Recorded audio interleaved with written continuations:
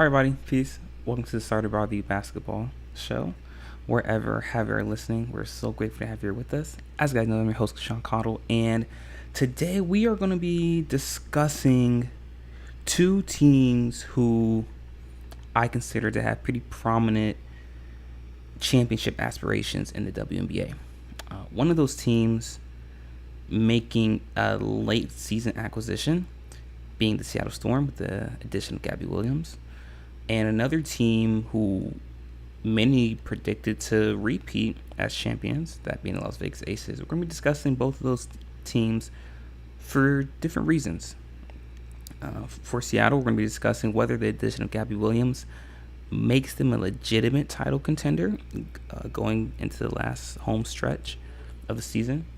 And we're going to discuss whether there's cause for concern with Las Vegas after their recent performance against Dallas.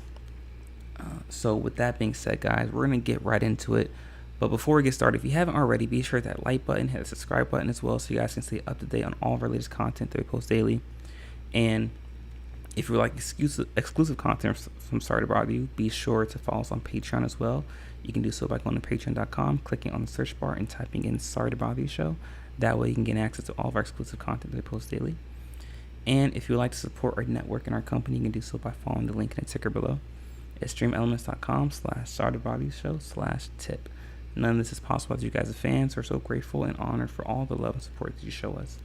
So with that being said, guys, let's go and get right into it. As I was saying, the Seattle Storm recently made an addition by signing Gabby Williams for the remainder of the season. For those you don't know, Gabby Williams is coming off an amazing performance in the Olympics, playing for the French national team. She also most recently played overseas in France, and she most recently played in the WNBA with Seattle. There was for those who don't know, the reason why she was not in the WNBA for start of this season. It's a pretty complex story, but I'll do my best to break it down. So, during the 2023 season,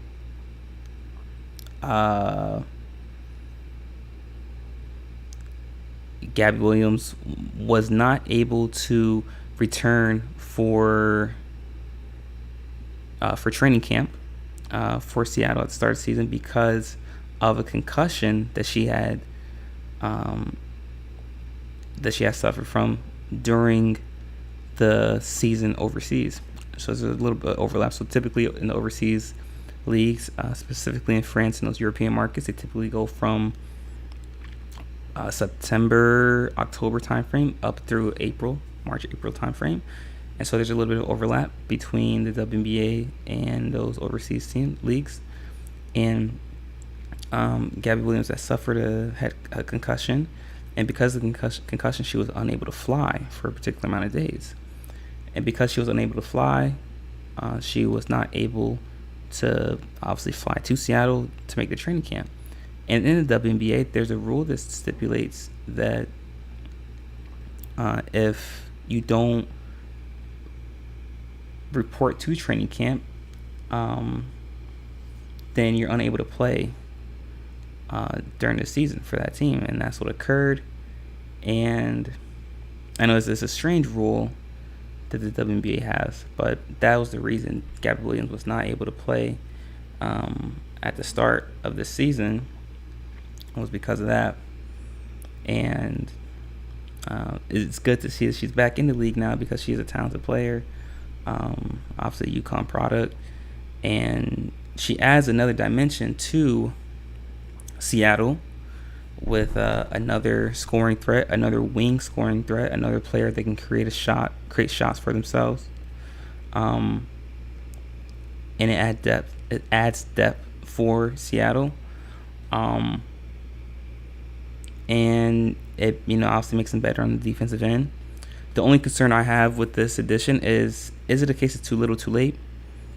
With there only being a few amount of games left in the regular season, then going right into the postseason, you have to be very careful with adding a piece like this to a team that's in title contention.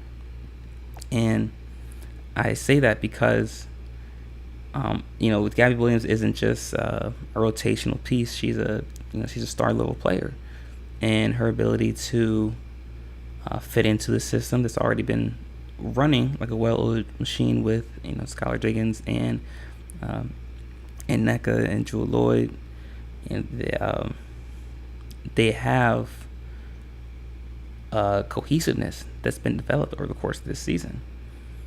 And you have to be careful as not to disrupt that.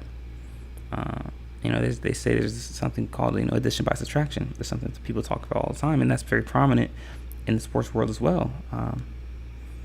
So, something that's going to be a testament to Gabby Williams' professionalism and ability to be a multi-dimensional basketball player is going to be her ability to buy into the system and to fit the role that she needs to be, or that Seattle needs her to be. Because Seattle doesn't need her to be on this team a 20 points per game scorer, someone that's attacking early, someone that's having the offense run through them. What Seattle is going to need from Gabby Williams is her defensive prowess, especially on the wing, her ability to put on-ball pressure, and her ability to slash, to attack the basket from the wing. And that's what Seattle is going to need from Gabby Williams. And will she be able to do that? We'll see. But, Gabby Williams is a proven professional, proven great player. Obviously, most recently we saw what she was able to do in the Olympics with the French national team. And I'm excited. I'm excited to see how she's going to perform and how Seattle's going to perform for the remainder of the season. And, the first game she played with Seattle was against Washington, the league's one of the league's worst teams. And she played 26 minutes, had 3 points, 4 rebounds, 4 assists, 3 steals. And you could, watching the game, you could tell she was trying to find her spacing, get a feel for the offense, and just getting used to the play style of the WNBA as well, because there's a huge discrepancy between the style of play in the WNBA and that of overseas basketball. And you can tell there was a bit of an adjustment period for her. But something that you realize as a basketball player, that if you look at certain stat lines, for example, rebounds and steals, that's something that should always be able to do, and despite the system that you're playing in, because those are hustle stats. Rebounds are hustle stats. Steals are hustle stats. Having intensity on the defensive end, that's something that everyone's capable of doing in some form of capacity. And for her to still have 4 rebounds and 3 steals is a positive sign for me. And the points will come as she starts to get to more fluid rhythm within the offense. And for her to have 4 assists, it shows that she's another playmaker, adds another dimension to Seattle's offense, like I was saying. So this is nothing but positives for Seattle. And moving forward, I am excited to see just how much Gabby Williams raises the ceiling for Seattle moving forward. But let me know what you guys think in the comment section. Do you guys think that this is a great pickup, or is it in case it's too little too late for Seattle? Does this affect their title? How does this affect their championship aspirations? Leave your thoughts in the comment section. I'd love to hear all about it. In our next segment, guys, we're going to be discussing another team with championship aspirations that might have some cause for concern. So be sure to stick around for that, guys. You're not going to miss it. We'll be right back.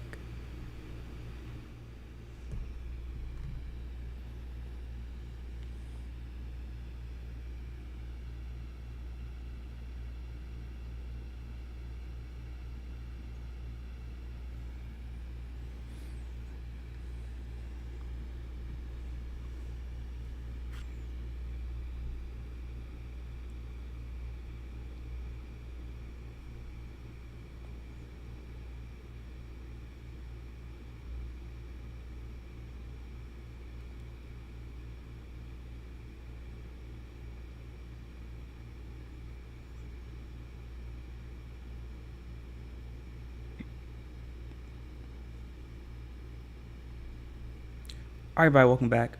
In case you missed the first segment of our show, we were discussing whether the addition of Gabby Williams makes Seattle Storm a legitimate title contender.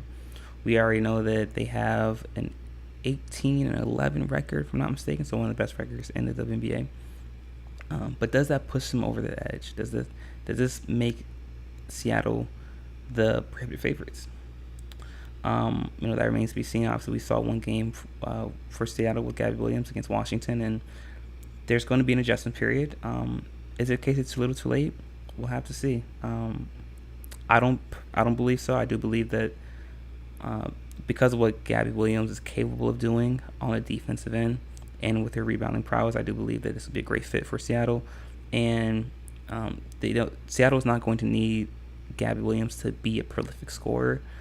They are just going to need her to be a slasher, someone to attack off the wing, to put more pressure on the defense in the paint. And that's obviously going to create easier scoring opportunities for everyone else.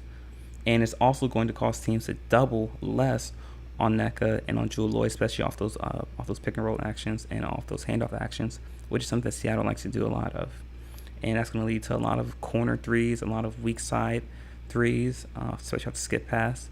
And I believe that's where Gabby Williams is going to fill in that role perfectly for Seattle.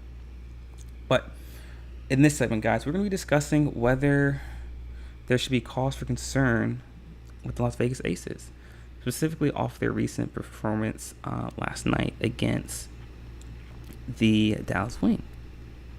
So for those who don't know, the Las Vegas Aces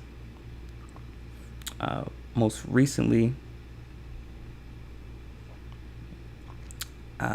had a poor performance against the Dallas Wing, in which they lost by a score of 90-93. As you guys know, Dallas Wings have one of the worst records in the WNBA. Have an 8-22 record. However, that is because they have been riddled with injuries. One of their best players, if not debatably their best player, Satou Sabally, has missed the majority of the season due to a shoulder injury. And seeing Dallas beat Vegas with the roster they have now, however, coupled with the record they have, it can cause a bit of confusion for the average fan. But with the addition of Satou Sabally, Dallas is a formidable team. We have to remember that Dallas made it to the semifinals last year in the WNBA playoffs and lost to these Las Vegas Aces. And Dallas has not been a team that's been healthy, and they're just now getting their full roster. And playing against Dallas is not going to be as easy as it was earlier in the season. And with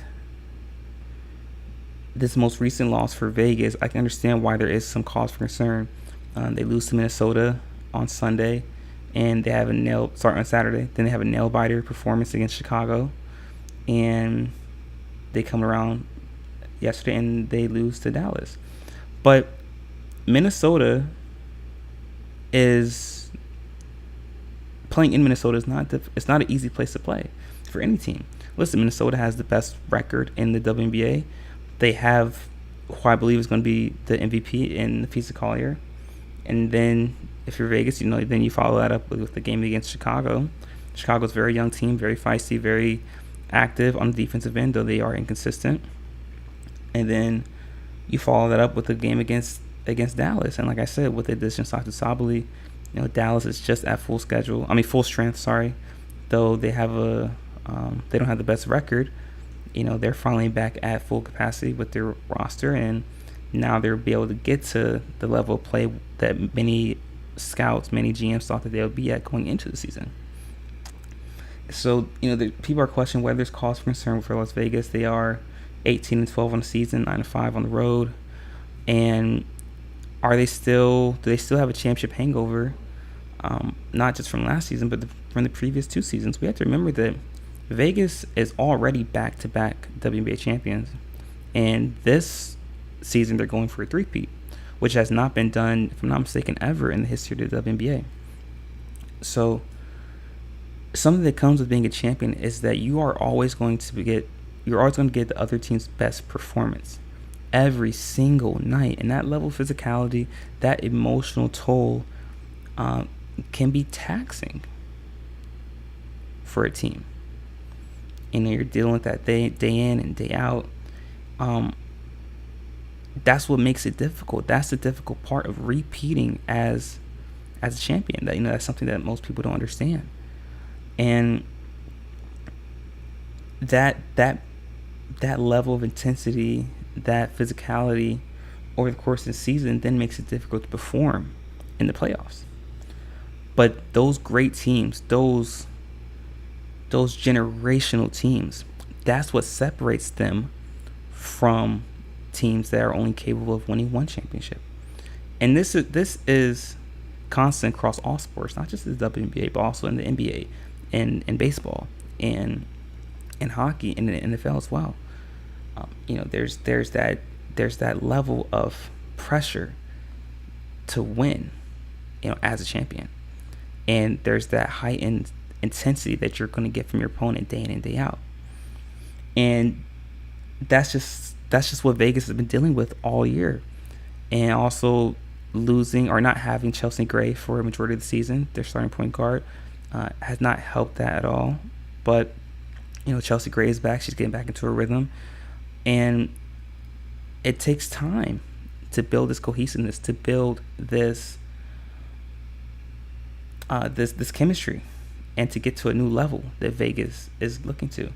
Now, from just thinking long term, thinking going to next season, I do think that Vegas is going to add. They're going to need to add some more depth to their bench.